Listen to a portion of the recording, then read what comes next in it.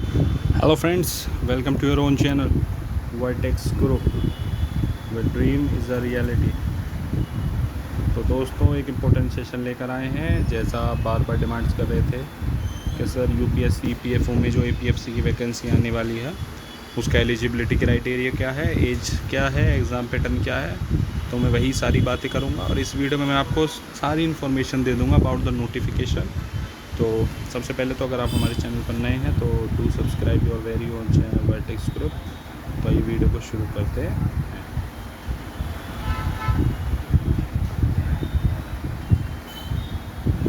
तो देखिए about the UPSC EPFO APFC vacancy,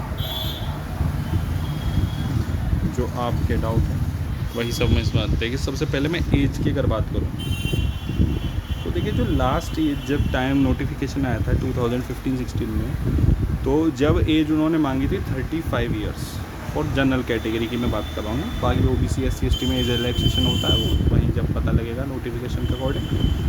लेकिन अब ये ज़रूरी नहीं है कि ये 35 ही मांगा जाए, क्योंकि देखिए उस टाइम जब नोटिफिकेशन आई थी उससे पहले जब और भी यूपीएससी की नोटिफिकेशन आई थी ईपीएफओ रिलेटेड, तो जब भी क्या था जो एज रिलैक्सेशन थी वो 35 थी। लेकिन उसके बाद जब ईपीएफओ की नोटिफिकेशन आई 2017 में, उससे आगे अब नोटिफिकेशन आई तो अब 32 एज मांग रहे हैं। तो इसकी जो एज है वो आप मान कर चलिए आपके 32 ही आपको देखने को मिलेगी। एक आधा % ऐसा हो सकता है कि शायद वो पिछली रखें, लेकिन जो अभी तक एक्सपेक्टेड है वो शायद 32 के आसपास ही है अपनी एज को रखेंगे। दूसरी चीज़ मैं बात करूँ फ़ीस की, तो फ़ीस देखिए कुछ नहीं, जैसे ईपीएफओ में था 25 रुपीज़, यूपीएससी इतना ही चार्ज करता है बस। तो फ़ीस में आपको इतना ही मिलेगा। उसके अलावा अगर मैं आपसे देखिए बात करूं कि एक्सपेक्टेड पैटर्न मतलब एग्ज़ाम जो पैटर्न रहेगी वो 75:25 में डिवाइड होगा। अभी तक केवल 2017 का जो यूपीएससी पीएफओ का पेपर आया उसी में बस ये इस रेशो को 50:50 करा गया था। उसके अलावा उससे पहले भी ईपीएफओ के जो पेपर हुए थे और लास्ट एपीएफसी का भी जो पेपर हुआ था उसमें वेटेज सेम था, यानी 75:25 था। इसमें कोई चेंज नहीं था। तो रिक्रूटमेंट टेस्ट और इंटरव्यू का आपका जो रेशो है वो यही रहने वाला है, 75:25। इसके अलावा अगर देखिए मैं आपसे बात करूं जो सबसे इम्पोर्टेंट चीज़ है अबाउट द सिलेबस, तो देखिए सिलेबस मोटा मोटा सेम रहेगा एज ईपीएफओ।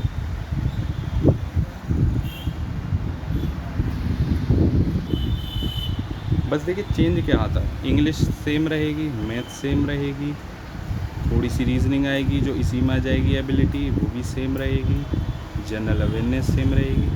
इसके अलावा देखिए ये सारे तो आपको स्टेट एग्ज़ाम्स में मिल जाते हैं, एसएससी एग्ज़ाम्स में मिल जाते हैं, कुछ इसमें से बैंकिंग एग्ज़ाम्स में मिल जाते हैं। अलग जो होगा इस एग्ज़ाम में वो ईपीएफओ रिलेटेड इन्फॉर्मेशन होगी। जैसा ईपीएफओ इन्फोर्समेंट ऑफिसर और अकाउंट ऑफिसर में जैसे social security, industrial relation, labour laws, general accounting principle, तो यही सब मोटा मोटा इसमें भी आएगा। जो ईपीएफओ रिलेटेड इन्फॉर्मेशन होती है वो सब इसमें भी डाल दिया जाएगा। तो सिलेबस से आप मत घबराइए, मोटा मोटा सिलेबस वही सेम है। इसके अलावा देखिए अगर मैं बात करूं वैकेंसी का बहुत बड़ा डाउट है। देखिए मैंने आपको लास्ट में भी एक बार क्लियर करा था, अब भी करा था। देखिए इन ऑल 300 के आसपास वैकेंसीज़ हैं, 300 के आसपास है। लेकिन होता क्या है, इसमें से आधी जो वैकेंसी होती है 50% वो थ्रू डिपार्टमेंट ही फिल कर ली जाती है। डिपार्टमेंटल प्रमोशन से, डिपार्टमेंट के एग्ज़ाम से वहीं से फिल कर ली जाती है। तो मान कर चलिए 50% 150 तो आपकी वैकेंसीज ख़त्म ही होंगी, बिल्कुल वो डिपार्टमेंट से आएंगे। तो जो नोटिफिकेशन आएगा अराउंड वो 150 से मान कर चलिए 170 180 170 के आसपास, मानी इतने के बीच में आपकी वैकेंसीज़ आएंगी। लेकिन देखिए ये वैकेंसीज़ भी काफ़ी होती हैं। अब मैं आपसे ये तो कहूँगा नहीं कि आपको तो एक सीट चाहिए, लेकिन ये वैकेंसीज़ भी काफ़ी होती हैं। अगर आपकी प्रिपरेशन स्ट्रॉन्ग है तो ये वैकेंसीज़ आपके लिए सफिशिएंट हैं। तो देखिए जो भी मेन चीज़ थी नोटिफिकेशन से रिलेटेड जो आएगी उसमें इस तरह का होगा, वो मैंने आपको सारा बता दिया। सिलेबस क्या होगा, एग्ज़ाम पैटर्न रेशियो क्या होगा, एज क्या होगा, फ़ीस कितनी होगी, वैकेंसीज़ कितनी आएंगी। तो बस अपने को क्या करना है, अपने को किसी भी इधर उधर की बातों में ध्यान नहीं देना और हमें बस प्रिपरेशन करनी है। हमें बस प्रिपरेशन ही प्रिपरेशन करनी है, हमें प्रिपरेशन के अलावा कुछ नहीं करना है।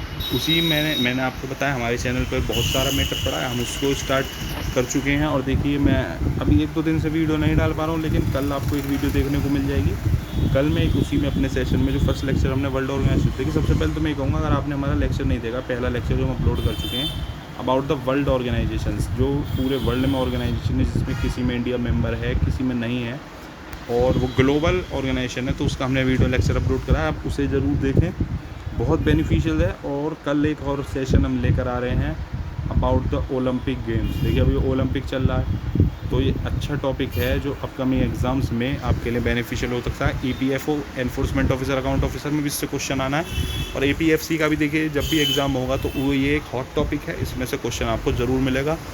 कल हम ओलंपिक गेम्स के बारे में बिल्कुल डिटेल में एक अपना सेशन रखेंगे, डिटेल में हम उसके बारे में पढ़ेंगे, कौन सा ओलंपिक कब हुआ था, इंडिया ने कितने मेडल जीते थे, ये सारी बातें हम उस अपने टॉपिक में करने वाले हैं। तो मैं आपसे यही कहूँगा, देखिए हमारे चैनल के साथ जुड़े रहिए। बहुत से हमें अभी RBI पर भी हमें एक सेशन लाना है, तो मैं आपका इसी चैनल के थ्रू इंग्लिश को पूरा, जनरल अवेयरनेस को पूरा करा दूँगा इसी चैनल के थ्रू। उसके अलावा मॉडर्न हिस्ट्री को पूरा करा दूँगा मैं आपका, जनरल साइंस को मैं पूरा करा दूँगा। ये 4-5 टॉपिक बहुत इंपॉर्टेंट है, उनको पूरा करा दूँगा। और ये जो मैं अब 10 टॉपिक्स की जो सीरीज़ ला रहा हूँ, जो 10 लेक्चर्स में आ रहे हैं, जिसमें हमारा एक लेक्चर आ चुका है, कल दूसरा लेक्चर हमारा कल आ जाएगा।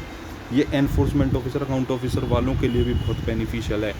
यही नहीं कि APFC में आएगा, एनफोर्समेंट ऑफिसर, अकाउंट ऑफिसर का जो एग्ज़ाम है अभी EPFO को 5 सितंबर को, उसके लिए बहुत इंपॉर्टेंट है।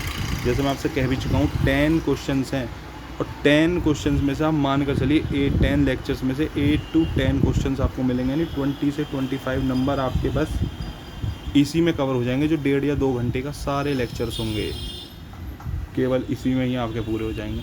तो मैं उम्मीद करता हूँ आपको सेशन पसंद आया होगा, सारी इन्फॉर्मेशन आपको अच्छी लगी होगी। और देखिए बस अपनी प्रिपरेशन पर ध्यान दीजिए, ध्यान मत भटकाइए, किसी की इन बातों में मत आइए कि नहीं नोटिफिकेशन नहीं आएगा, ऐसी कोई बात नहीं है। बहुत से स्टूडेंट, जैसे मैं देख रहा था लास्ट अपने वीडियो में भी कमेंट कर रखा था कि RTI के रिप्लाई में कोई जवाब नहीं आया।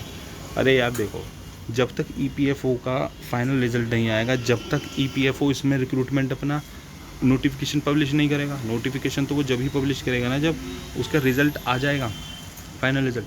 तो अभी वो RTI में तुम्हें क्या बता दें, RTI में तो वो जवाब जब देंगे ना तुमको, जब उनके पास बिल्कुल एक एग्जैक्ट डेट होगी कि हाँ इस डेट को हमें नोटिफिकेशन रिलीज़ करना है। लेकिन जब उनके पास अभी खुद ही एग्जैक्ट डेट नहीं है, तो कहाँ से बता देंगे आपको। ये RTI आपको जब बेनिफिशियल होगी, जब दिसंबर, जनवरी, फरवरी के आसपास में जब फाइनल रिजल्ट आ जाएगा, जनवरी लास्ट या फरवरी में, तब आपके लिए ये RTI बेनिफिशियल होगी, जब वो आपको एक एग्जैक्ट डेट दे सकता है। उससे पहले आप एग्जैक्ट डेट की उम्मीद मत करिए, एग्जैक्ट डेट आपको नहीं मिल पाएगी। तो उम्मीद करता हूँ आपको मेरी बातें समझ में आई होंगी। तो बस यही कहना चाहूँगा, चैनल पर नए हैं तो to subscribe your very own channel Vertex Group। Thank you, have a nice day.